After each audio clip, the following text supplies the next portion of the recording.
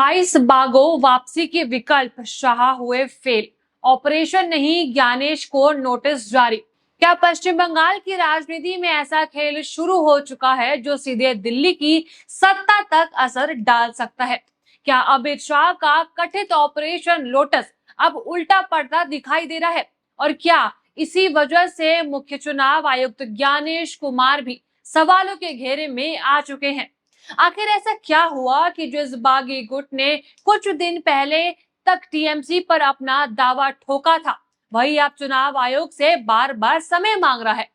और क्या वजह है कि एक तरफ चुनाव आयोग ने 24 जुलाई को राज्यसभा उपचुनाव की तारीख घोषित कर दी थी, लेकिन दूसरी ही तरफ अभी तक ये तस्वीर साफ नहीं है कि अगर पार्टी को लेकर विवाद बना रहता है तो चुनावी प्रक्रिया पर क्या असर पड़ेगा? और क्या मानसून सत्र से ठीक पहले राज्यसभा में संख्या बल को लेकर चल रही चर्चाओं के बीच ये पूरा मामला और भी ज्यादा अहम हो गया है? आज की इस वीडियो में मैं आपको बताऊंगी कि चुनाव आयोग के सामने आखिर क्या विवाद खड़ा हो गया है, बागी गुट बार बार समय क्यों मांग रहा है, और ममता बनर्जी ने कौन सा नया दाव चला है। तो पूरी रिपोर्ट आखिर तक जरूर देखिएगा। नमस्कार, मैं हूं आपके साथ उन्नति कोटियाल और आप देख रहे हैं पीआरबी। देखिए, देश की क्या हाल है आप सभी को पता ही है।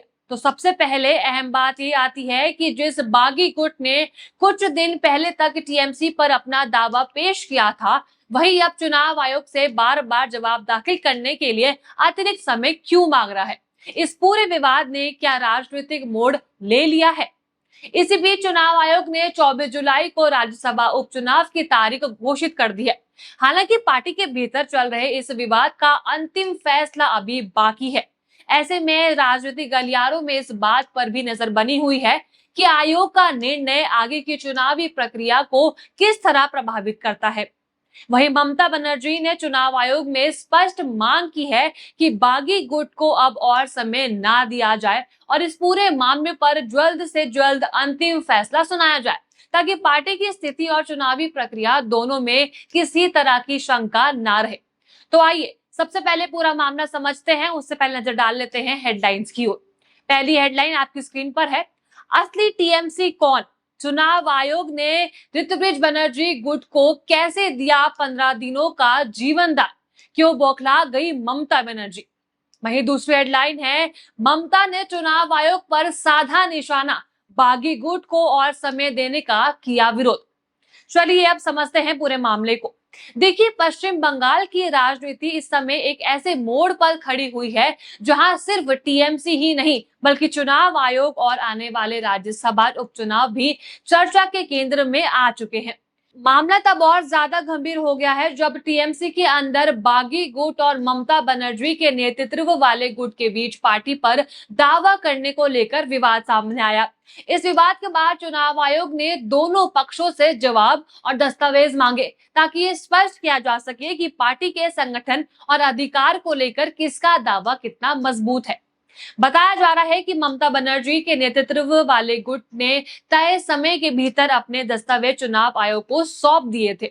वहीं दूसरी ओर बागी गुट की ओर से पहले अतिरिक्त समय मांगा गया और अब फिर से समय बढ़ाने की मांग की खबरें सामने आ रही है। ये वजह है कि पूरे मामले को लेकर राजनीतिक बहस तेज हो चुकी है। अब सवाल ये है कि ये मामला इतना महत्वपूर्ण क्यों माना जा रहा है? देखिए, दरअसल चुनाव आयोग पहले ही पश्चिम बंगाल की 3 राज्यसभा सीटों पर उपचुनाव की तारीख घोषित कर चुका है और राज्यसभा चुनाव में विधायक मतदान करते हैं।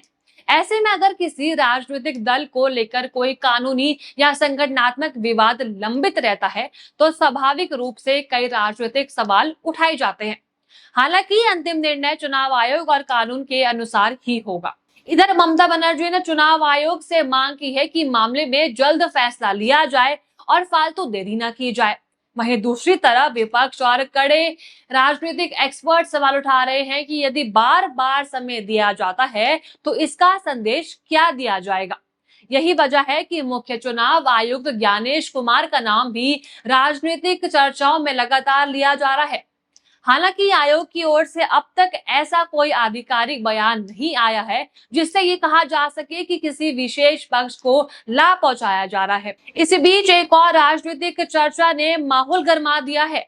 कुछ मीडिया रिपोर्ट्स में दावा किया गया है कि बागी गुट के कुछ नेताओं की ओर से टीएमसी में वापसी की संभावनाओं पर बातचीत की कोशिश की गई है। ये भी कहा गया है कि कुछ शर्तों के साथ वापसी का प्रस्ताव भी रखा जाएगा।